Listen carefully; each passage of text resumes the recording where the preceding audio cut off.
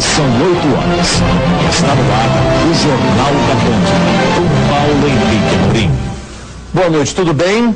Nós vamos começar com a reação do governo brasileiro à crise. Há 11 dias da eleição, o presidente Fernando Henrique adverte o país que vai tomar medidas duras. Pela primeira vez, admite aumentar impostos e recorrer ao Fundo Monetário Internacional. Antes, vai antecipar as medidas que seriam exigidas no programa do FMI. Num discurso de 20 minutos, hoje no Itamaraty, o presidente defendeu a reforma da Constituição e cortes nos gastos. O prejuízo tem de parar. O Estado tem de caber dentro dos recursos que a sociedade lhe dá e tem que utilizá-los da melhor forma possível. Aumentar os impostos. Se não formos capazes de reduzir as despesas na velocidade e volume necessários, como estamos propondo, talvez sejamos obrigados a uma discussão aberta sobre o aumento de impostos. Ir ao FMI. Não temos e não teremos medo de tratar de nossos ajustes com abertura em relação ao mundo. Dialogar intensamente com parceiros e com as instituições internacionais, como o Fundo Monetário, o Banco Mundial, o Banco Interamericano de Desenvolvimento e o BIS. Se for do interesse do país, o entendimento com as instituições, o faremos. O alerta.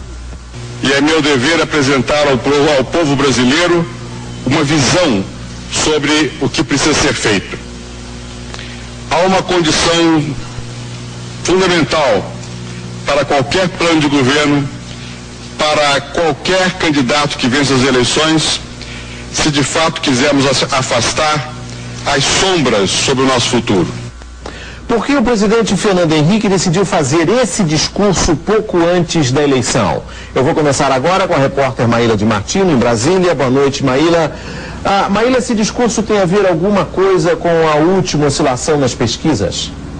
Bom, segundo o presidente, faz 18 dias, desde o auge da crise, que ele e o ministro da Fazenda, Pedro Malan, decidiram sobre a necessidade de avisar a população de que medidas duras virão. Mas o presidente disse ter ficado com medo de que anunciar dias piores no meio da turbulência econômica só deixasse o mercado ainda mais nervoso. Essa semana, o presidente avaliou que a situação está mais calma e por isso decidiu fazer o discurso que foi escrito pelo ministro da Fazenda, Pedro Malan. E esse discurso tem alguma coisa a ver com a viagem do ministro Malan a Washington já a partir do fim de semana?